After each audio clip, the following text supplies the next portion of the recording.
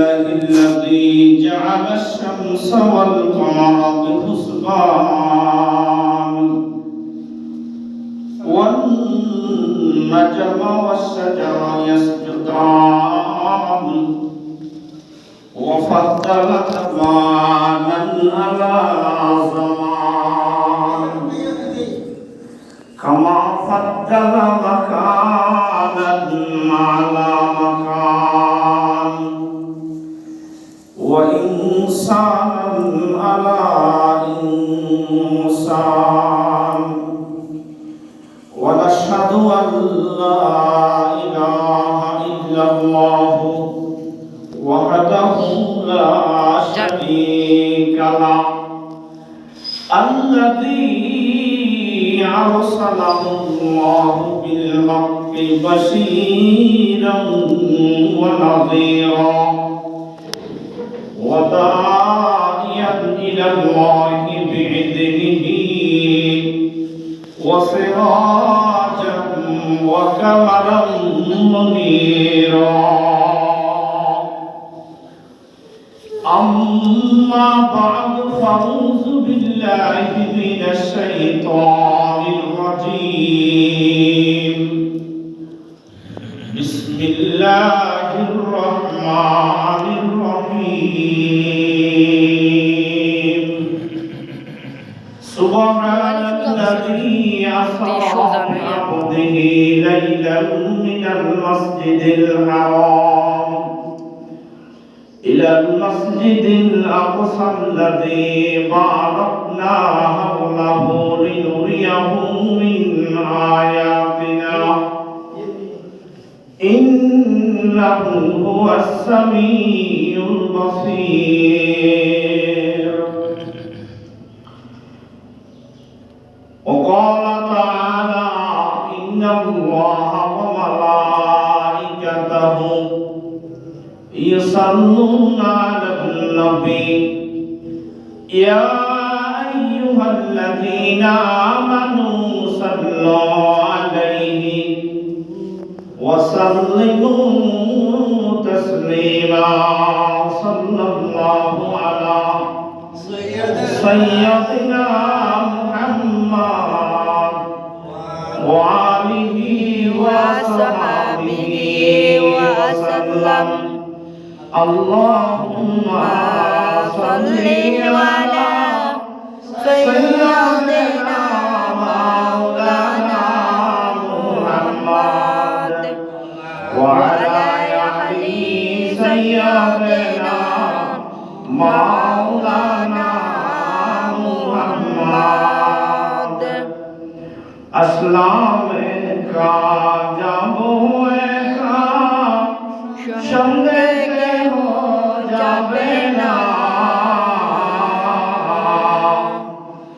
একা একা থাকতে হবে সঙ্গে কেহ যাবে না আল্লাহুম্মা সাল্লি আলা সাইয়্যিদিনা মাওলানা মুহাম্মদ ওয়া আলা আলি সাইয়্যিদিনা মাওলানা মুহাম্মদ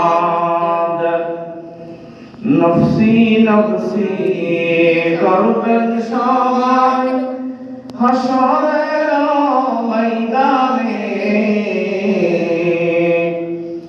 দয়ার নবী সুপারিশ করবেন আল্লাহ তাআলার দরবারে আল্লাহুম্মা সাল্লি আলা সাইয়্যিদিনা মাওলানা মুহাম্মদ ওয়া আলা আলি সাইয়্যিদিনা মাওলানা মুহাম্মদ বালাগনা বিকমালিহি কশফত দুজা বিজমালিহি حسنت جميع خصاله صلى عليه وآله لا إله إلا الله لا إله ইলাহা ইল্লাল্লাহ লা ইলাহা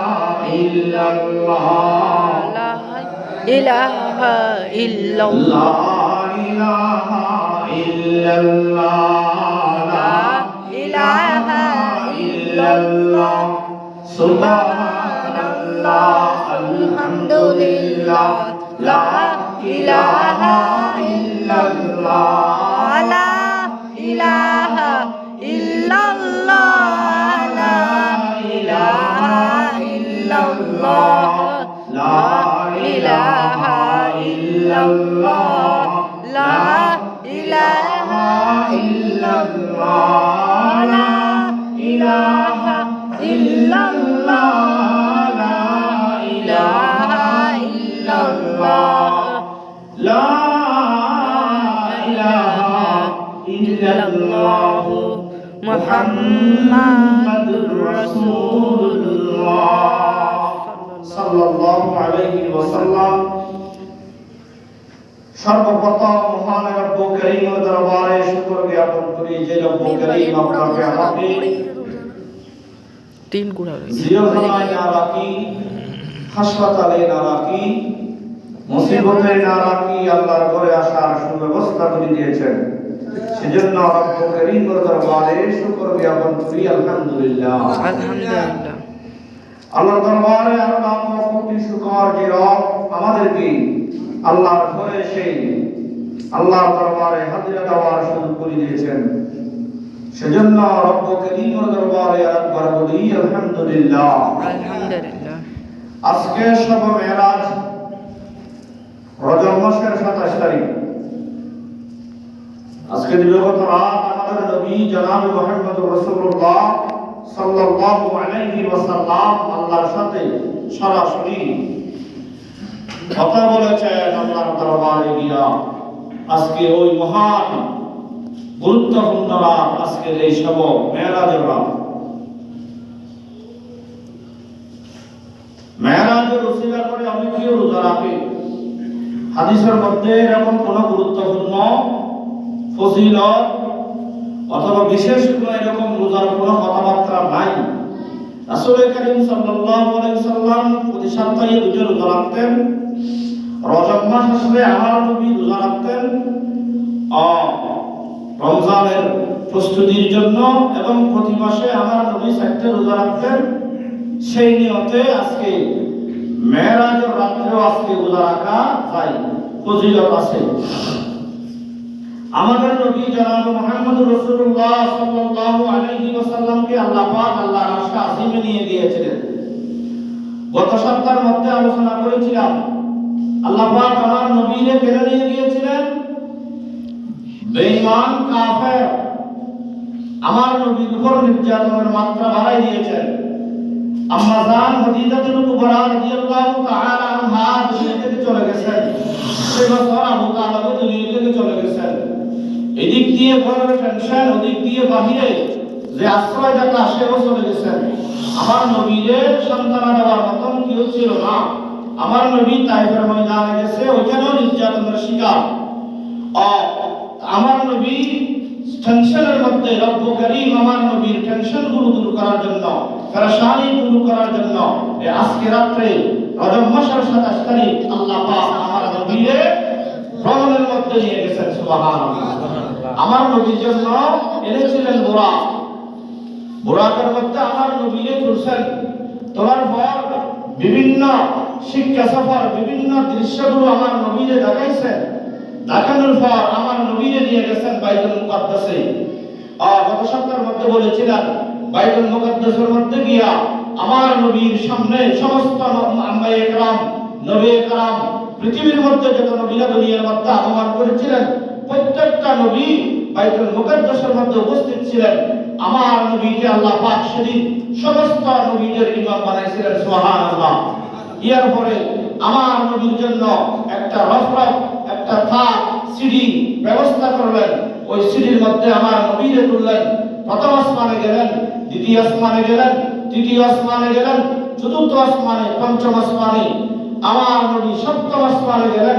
হযরত ইব্রাহিম আলাইহিস সালাতু ওয়াস সালামের সাথে দেখা। ইব্রাহিম আলাইহিস সালাম দেওয়ালের সাথে ঢালান দিয়ে বসে আছে। ইব্রাহিম আলাইহিস সালামের সামনে একটা মসজিদ আছে, যে মসজিদের নাম বাইতুল মামুর। ওই মসজিদের মধ্যে গিয়া জিবরাইল আলাইহিস সালাম দেখে আমার নবী জিজ্ঞেস করে, ও জিবরাইল, এই যে মসজিদ দেখা যায়, এই এখানে লক্ষ লক্ষ মানুষ দেখা যায়, এগুলো কারা?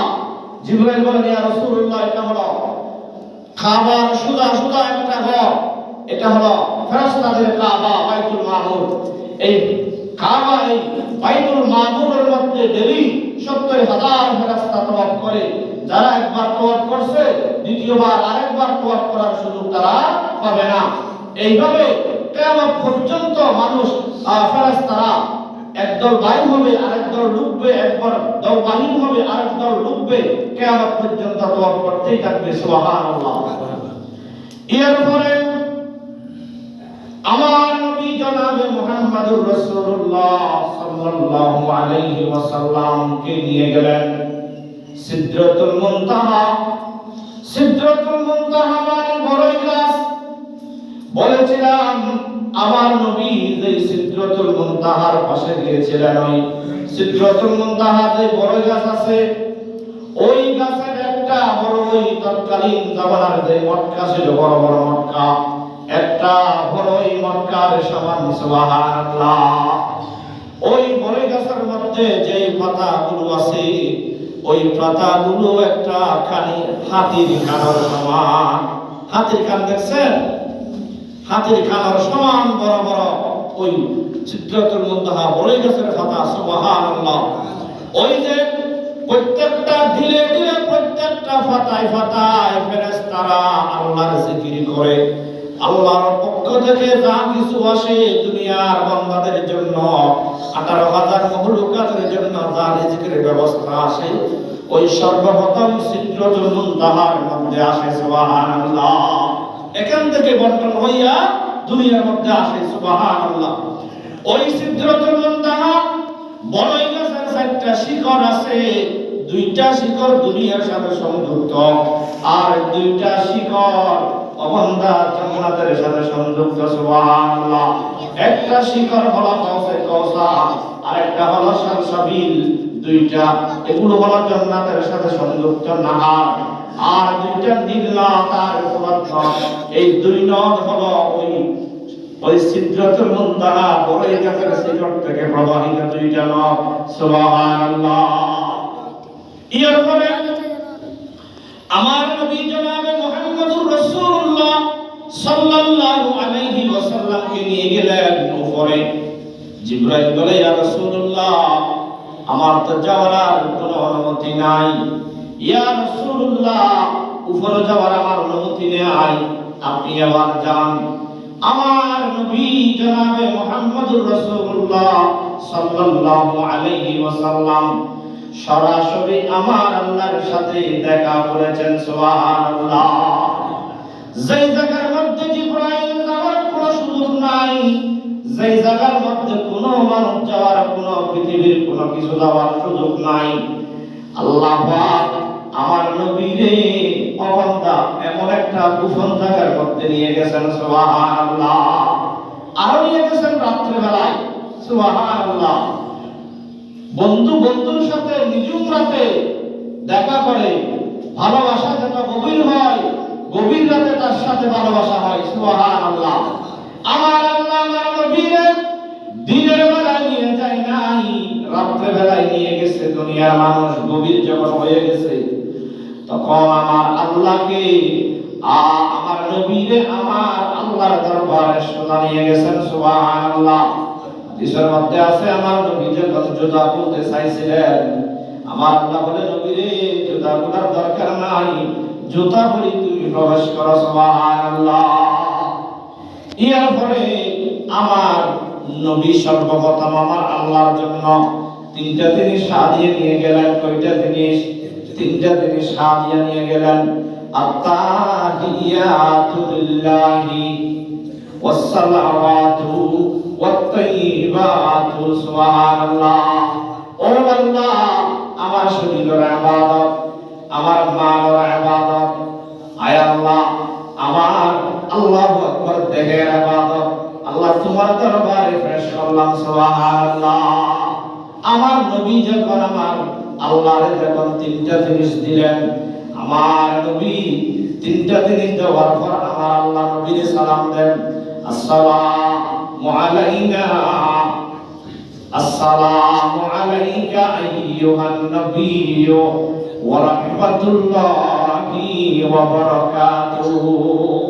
ও দুনিয়ার মানুষ, আমাদের সমাজের মধ্যে অনেক কেউ সালাম দেয়, সালামের আগে কথা বলে ইয়া নবী সালাম আলাইকা হয়, অথবা ও বান্দা আসসালামু আলাইকুম হয়, অথবা হুজুর আসসালামু আলাইকুম হয়। আমার আল্লাহ দুনিয়ার মানুষকে সালাম দিয়া পদ্ধতি শিখাইছেন, আসসালামু আলাইকা আইয়ুহান নবিয়্যু। আগে আমার আল্লাহ কি বলেছেন? আসসালামু আলাইকা বলেছেন, তারপরে বলেছেন আইয়ুহান নবিয়্যু। সুবহানাল্লাহ। আসসালামু আলাইকা আইয়ুহান নবিয়্যু ওয়া রাহমাতুল্লাহি ওয়া বারাকাতুহু। আমার আল্লাহ যখন আমার নবীর যখন সালাম দিলেন, ও দুনিয়ার মানুষে আমার নবী সালামের উত্তরে আসসালামু আলাইনা ওয়া আলা ইবাদিল্লাহিস সালিহিন। ও দুনিয়ার মানুষ, এখানে আমার নবী নিজের ব্যক্তিগত আল্লাহর দরবারে বলতে পারত, ও বান্দা, সাত আসমান আল্লাহ পাক আমার নবীকে নিয়ে গেলেন, সিদরাতুল মুনতাহা পার করাই আমার আল্লাহ আমার নবীকে নিয়ে গেলেন। ও বান্দা, পৃথিবীর কোনো কারোর সাথে সংযুক্ত নাই। ও দুনিয়ার মানুষ, সেই জায়গার মধ্যে গিয়েও আমার নবী এই উম্মতের কথা চিন্তা বলে নাই। সুবহানাল্লাহ, সুবহানাল্লাহ। ও বান্দা, এমন একটা মুহূর্তে ও বান্দা পৃথিবীর মানুষ কেউ জানে না, বন্ধু বন্ধুর সাথে সাক্ষাৎ, বন্ধু বন্ধুর সাথে দেখা, নিজের ব্যক্তিগত কথা বলতে পারত, ও বান্দা নিজের ছেলে মেয়েদের কথা বলতে পারত, কিন্তু আমার নবী তখনও উম্মতের কথা স্মরণ করেছেন। সুবহানাল্লাহ। আসসালামু আলাইনা ওয়া আলা ইবাদিল্লাহিস সালিহিন। ও আল্লাহ, আমার উপর শান্তি বর্ষিত হোক, আমার গুনাহগার উম্মতের উপর শান্তি বর্ষিত হোক। সুবহানাল্লাহ। ও বন্ধুগণ, আমার আল্লাহ আমার নবীর সাথে কতক্ষণ কথা বলেছেন, পৃথিবীর কোন বৈজ্ঞানিক, পৃথিবীর কোন দার্শনিক, পৃথিবীর কোন ইতিহাসের মধ্যে বান্দা জানা নাই কই ঘন্টা কথা বলেছেন, কই বছর কথা বলেছেন, কই যুগ কথা বলেছেন। অবন্ধা পৃথিবীর মধ্যে কেউ বলতে পারে না। আমার আল্লাহর সাথে কথা বলার পর আমার নবী আমার আল্লাহর দরবার থেকে চলে আসতেছিলেন। আল্লাহ পাক বলেন, নবী তুমি তো চলে যাইবা তোমার উম্মতের জন্য, আমার থেকে কিছু হাদিয়া নিয়ে যাও। আমি আল্লাহ আপনার উম্মতের জন্য 50 ওয়াক্ত নামাজ দিয়ে দিলাম। সুবহানাল্লাহ। আমার নবী তো খুশি, আমার নবী তো খুশি, উম্মতের জন্য 50 ওয়াক্ত নামাজ দিয়েছে। খুশি হইয়া আমার নবী চলে আসতেছিলেন। পথের মধ্যে হযরতে মূসা নবী, হযরতে মূসা আলাইহিস সালাতু ওয়াস সালামের সাথে দেখা। হুজুর, আপনার তো খুশি খুশি দেখা যায়, উম্মতের জন্য আপনাকে কি দিয়েছেন? বলে 50 ওয়াক্ত নামাজ দিয়েছেন। হযরতে মূসা আলাইহিস সালাতু ওয়াস সালাম বলেন, ইয়া রাসূলুল্লাহ, আমার উম্মত গুলো ছিল বড় বড় লম্বা লম্বা, আমার উম্মত গুলো ছিল শক্তিশালী, কিন্তু আমার উম্মত গুলো 3 ওয়াক্ত নামাজ পড়তে তারা হিসফিস খাইছে, তারা পড়তে পারে নাই। আপনার উম্মত গুলো হবে কাটো কাটো, ছোট ছোট, দুর্বল। ইয়া রাসূলুল্লাহ, আপনার উম্মত গুলো 50 ওয়াক্ত নামাজ পড়তে পারবে না, আপনার দরবারে গিয়া কিছু নামাজ একটু কমাই নিয়ে আসে। উম্মতের মায়ায় উম্মতের কষ্ট হবে যে আল্লাহ পাকের দরবারে আমার নবী আবার গেছেন। সুবহানাল্লাহ। চাইলে চলে আসতে পারতেন, অবান্ধা উম্মতের কষ্ট হবে শুনিয়া আমার নবী আল্লাহর দরবারে আবার গেছেন। সুবহানাল্লাহ। আল্লাহ পাক 5 ওয়াক্ত নামাজ কমাই দিয়েছেন, নবী যাও 45 ওয়াক্ত নামাজ দিলাম। আবার দূরে দূরে চলে আসতেছিলেন। মূসা আলাইহিস সালাতু ওয়াস সালাম বলেন, ইয়া রাসূলুল্লাহ, কত কমাইছে? হতে 5, হতে পারবে না, আপনি কষ্ট করে আবার যান। সুবহানাল্লাহ। আমার নবী উম্মতের কথা চিন্তা করে আল্লাহর দরবারে আবার গেছেন। আবার 5 ওয়াক্ত কমাই দিয়েছেন, আবার আছেন বলে হুজুর পারবে না, আবার যান, আবার 5 ওয়াক্ত কমাই দিয়েছেন। এইভাবে কমাইতে কমাইতে 45 ওয়াক্ত নামাজ কমাই দিয়েছেন। লাস্ট বারের মধ্যে বলে যে হুজুর আর একবার চান না, 5 ওয়াক্ত নামাজ থেকে আরো কিছু কমাই নিয়ে আসেন। আমার নবী বলেন, ও মুসা নবী, আমি আর যাইতে পারবো না, আল্লাহ যদি সবগুলো কমাই দে আমি আমার উম্মতের জন্য কি নেব? সুবহানাল্লাহ। আল্লাহ তো জানেন উম্মতে মুহাম্মদী 50 ওয়াক্ত নামাজ পড়তে পারবে না। আল্লাহ তারপরও কেন দিবেন? 1 নম্বর প্রশ্ন হলো, তার উত্তর হলো আমার নবীরে আল্লাহ পাক 9 বার দেখার জন্য এইভাবে সালাফিরা করাইছে। সুবহানাল্লাহ। বন্ধুরে একবার দেখে মন ভরে নাই, আল্লাহ পাক বন্ধুরে যারা 9 বার দেখতে পারে সেজন্য 5 ওয়াক্ত কমাইয়া কমাইয়া বন্ধুর সাথে 9 বার সাক্ষাৎ করছে। সুবহানাল্লাহ। আমার আল্লাহ বলে দিয়েছেন, নবী আমি আল্লাহ রহমতের বান্দা, 50 ওয়াক্ত নামাজ আমি আল্লাহ ফারজ করে দিয়েছি, 50 ওয়াক্ত নামাজ আমি আল্লাহ দিয়ে দিয়েছি। ও নবী তোমার দিকে তাকাইয়া আমি আল্লাহ ডিউটি কমাই দিয়েছি। কি কমাই দিয়েছে? ডিউটি কমাই দিয়েছে, কিন্তু যেটা বাজেট হয়েছে 50 ওয়াক্ত সওয়াব এটা কমাই নাই, সওয়াব কমাই নাই, ডিউটি কমাই দিয়েছে। 12 ঘন্টা ডিউটি ছিল, অবান্দা এখান থেকে 5 ঘন্টা করে দিয়েছে। কিন্তু আমার আল্লাহ বলেন, ও বান্দা তুমি যদি 5 ওয়াক্ত নামাজ তুমি যদি পড়ো আমি আল্লাহ তোমারে 50 ওয়াক্ত নামাজের সওয়াব দিব। সুবহানাল্লাহ। এরপরে আমার নবী জনাব মুহাম্মদুর রাসূলুল্লাহ সাল্লাল্লাহু আলাইহি ওয়াসাল্লামকে আমার আল্লাহ জান্নাত দেখাইছে, জাহান্নাম দেখাইছে।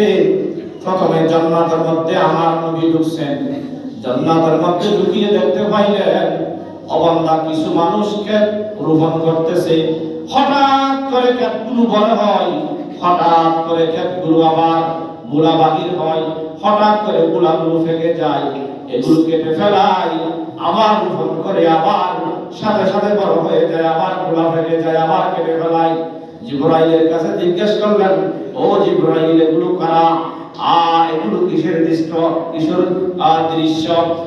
জিবরাইল বলেন, ইয়া রাসূলুল্লাহ এগুলো হলো আপনার উম্মতের নেক আমলের দৃশ্য। সুবহানাল্লাহ। আপনার উম্মতে একটা নেক আমল করবে, আল্লাহ এটা এমন ভাবে বানায় যেইভাবে হঠাৎ রোপণ করে হঠাৎ বাড়ি যাইতেছেন, হঠাৎ বাড়ি যাইতেছেন। আপনার উম্মতে যদি একটা ভালো আমল করে রব্বুল কারীম এটারে এইভাবে দ্রুত গতিতে বানাইতে বানাইতে পাহাড় পরিণত করিতে। সুবহানাল্লাহ। এরপরে আমার নবী বলেন, আমি জান্নাতের মধ্যে হাঁটতেছিলাম, দেখতে পাইলাম একজন ব্যক্তির পায়ের আওয়াজ। জিবরাইল জিজ্ঞেস করলেন, জিবরাইলের কাছে জিজ্ঞেস করলেন, ও জিবরাইল এটা তো আমার পরিচিত মানুষের পায়ের আওয়াজের মতো লাগতেছে, এটা কে? জিবরাইল বলেন, ইয়া রাসূলুল্লাহ এটা আপনার সাহাবী হযরতে বেলালের আওয়াজ, আপনি জান্নাতে শুনতেছেন। সুবহানাল্লাহ। আমার নবী বলেন, আমার বেলালে দুনিয়ার মধ্যে হাঁটে, বেলালের আওয়াজ, বেলালের পায়ের আওয়াজ কেমনে জান্নাতে? জিবরাইল বলেন, ইয়া রাসূলুল্লাহ আল্লাহ পাক জিবরাইল আল্লাহ পাক হযরতে বেলালের কোন একটা নেক আমলের কারণে আল্লাহ পাক এটা ফজিলত ওয়ালা বানাইছেন। সুবহানাল্লাহ। এরপরে আমার নবী বলেন, আমি জান্নাতের মধ্যে এমন একজন মানুষের বাড়ি দেখলাম যার মা বাবা আমার সাথে পরিচিত, যার ছেলে মেয়েও আমার সাথে পরিচিত, যার 4 বংশ আমি নবীর হাতে ঈমান এনেছেন। সুবহানাল্লাহ। হযরতে আবু বকরের বাড়ি আমার নবী দেখলেন, আল্লাহু আকবার। হযরতে ওমরের বাড়ি দেখলেন। আর দুইজনের কথা বলার পর হযরতে উসমানে কান্দে। হযরতে উসমানে বলে, ইয়া রাসূলুল্লাহ আমার কি হবে? আমার নবী বলেন, উসমান রে কান্দার কোনো কারণ নাই, জান্নাতের মধ্যে আল্লাহ পাক আমার একজন বন্ধু দিবেন, আমার একটা সঙ্গী দিবেন, তুমি উসমান জান্নাতের মধ্যে আমার বন্ধু থাকবে। সুবহানাল্লাহ। এরপর হযরতে আলী রাদিয়াল্লাহু তাআলা আনহু কান্দে। আমার নবী বলেন, আলী রে তুমি কেন কান্দো? আমার বাড়ির সামনে তোমার বাড়ি হবে, সোজা সোজা আমার দরজা এবং তোমার দরজা সোজা সোজা হবে। একথা বলার পর হযরত আলী রাদিয়াল্লাহু তাআলা হুকুম করে গেছে, সুবহানাল্লাহ। জান্নাতের মধ্যে বিভিন্ন ধরনের নাজ নিয়ামত গুলো রব্বুল কারীম দেখাইছেন। এরপরে আমার নবীর জাহান্নামের মধ্যে নিয়ে গেছেন। জাহান্নাম হলো দুনিয়ার নিচে। ও বান্দা, দুনিয়ার মাটি ঘুরতে ঘুরতে সাইবার পর্যন্ত যদি কেউ নিচে যায়, এরপরে আর ঢোকা যায় না। মাটির নিচে সাইবার ঢুকতে পারবেন না, এরপরে আর ঢোকা যায় না। হাজারো বৈজ্ঞানিকরা চেষ্টা করেছেন, সাইমানের উপরে আর কেউ ঢুকতে পারে না। কেননা আল্লাহ পাক জাহান্নামকে এই মাটির নিচে রাখছে। আল্লাহর নবী জনাবে মুহাম্মদুর রাসূলুল্লাহ সাল্লাল্লাহু আলাইহি ওয়াসাল্লাম জাহান্নামের মধ্যে ঢুকলেন।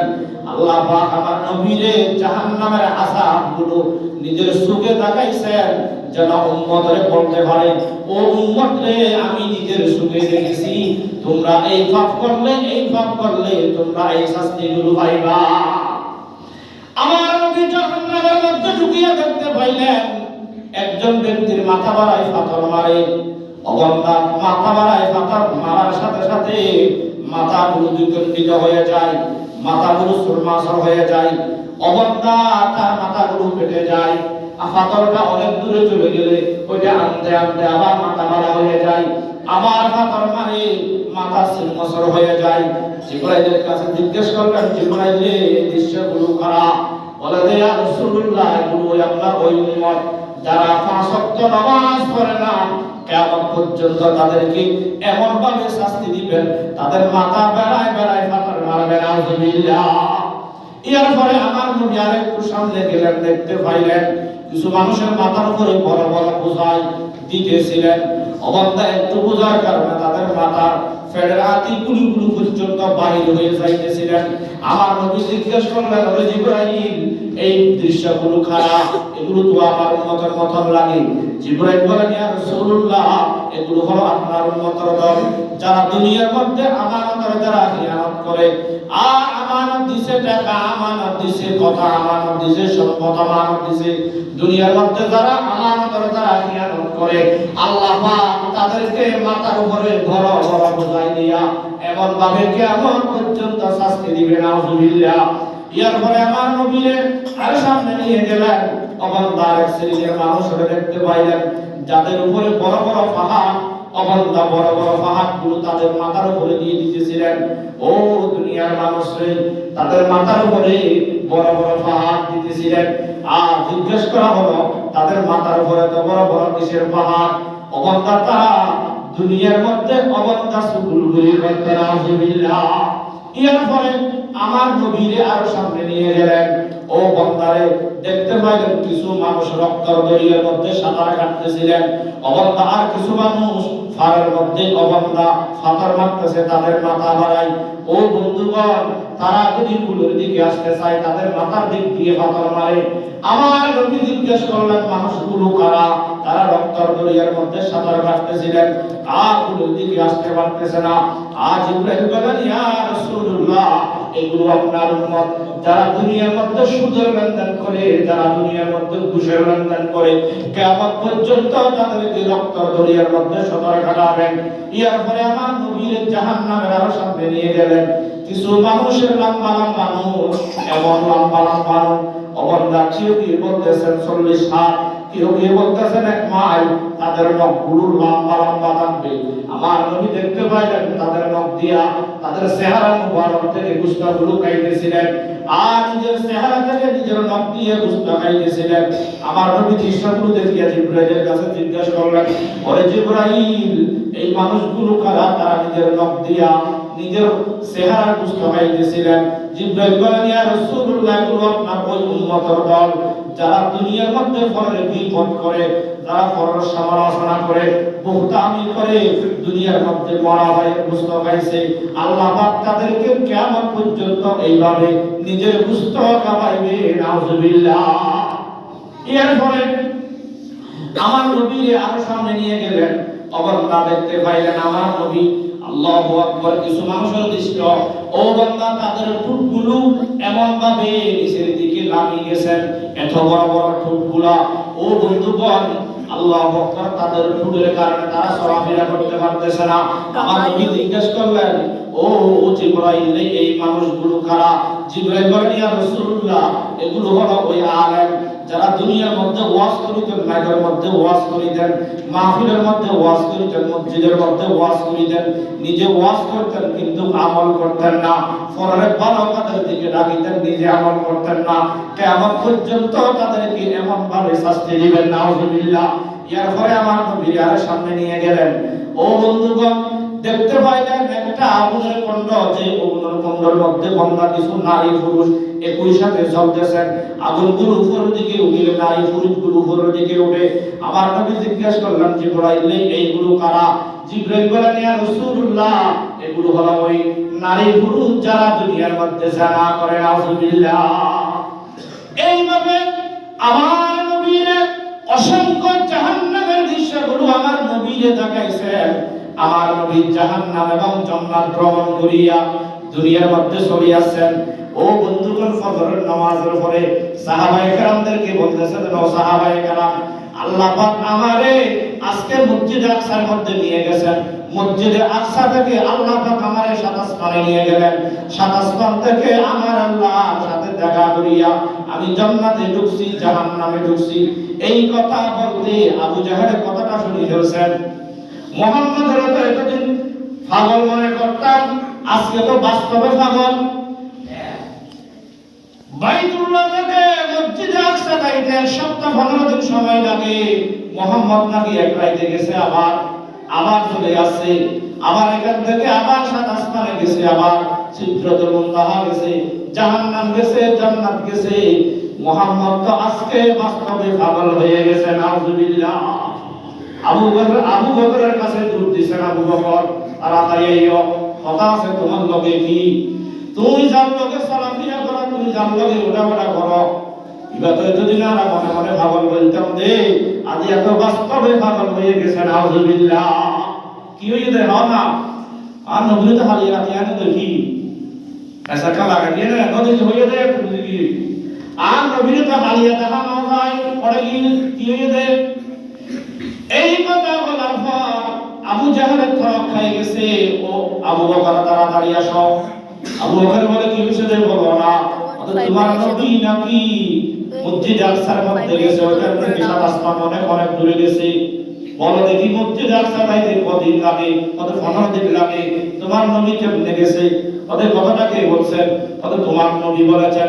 হযরতে আবু বকর বলে, আমার নবীর মুখ দিয়া যদি কথাটা যদি বাহির হয়, আমি আল্লাহর কসম শপথ করি বলি, আমার নবী মসজিদে আকসার মধ্যে গেছে বেলা ধরিলে আমি সাক্ষী দিয়ে দিলাম, সুবহানাল্লাহ। আল্লাহ পাক সাথে সাথে আমার নবীরে বলে দিয়েছেন, নবী আবু বকরের বেলা ধরিলে কোনো দলিল চাই নাই, কোনো উদাহরণ চাই নাই। আবু জাহেলের মুখ দিয়ে শুনছে দে, বিশ্বাস করে করেছেন মেরাজের ঘটনারে। আজকে থেকে আবু বকরের নামের পাশে আমি আল্লাহ সিদ্দিক বসাই দিলাম, সুবহানাল্লাহ। এরপরে আবু জাহেল আমার নবীর দরবারে আসলেন।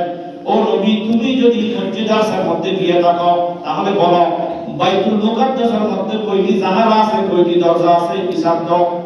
আচ্ছা বলেন, আর যদি এখন যদি আমরা হন এই মসজিদের মধ্যে হওয়ার জানালা আছে, হিসাব দাও। আমি এখনো বলি না, বলি হয় এখনো বলতে পারছি আগে 500 বছর 7 বছর হলো না, এখনো জানালা হওয়া বলতে পারছি।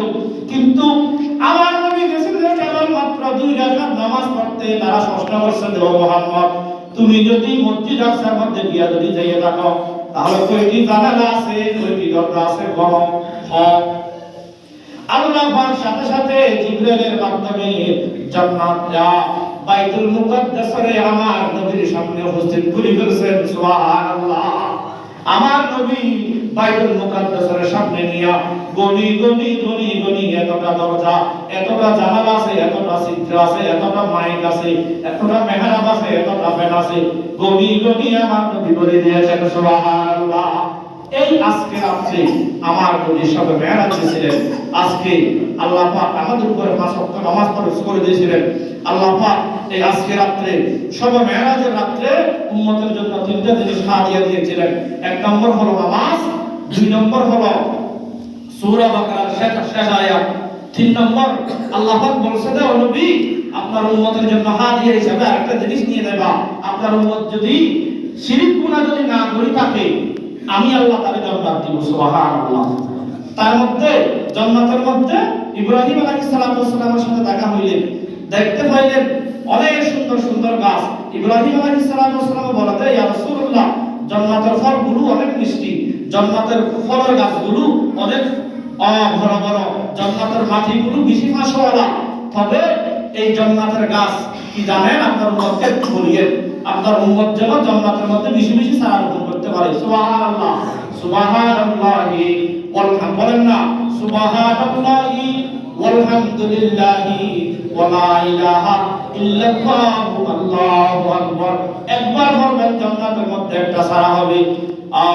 সুবহানাল্লাহ এটা বলবেন সুবহানাল্লাহি ওয়ালহামদুলিল্লাহি ওয়ালা ইলাহা ইল্লাল্লাহু আল্লাহু আকবার আল্লাহ পাক আমাদেরকে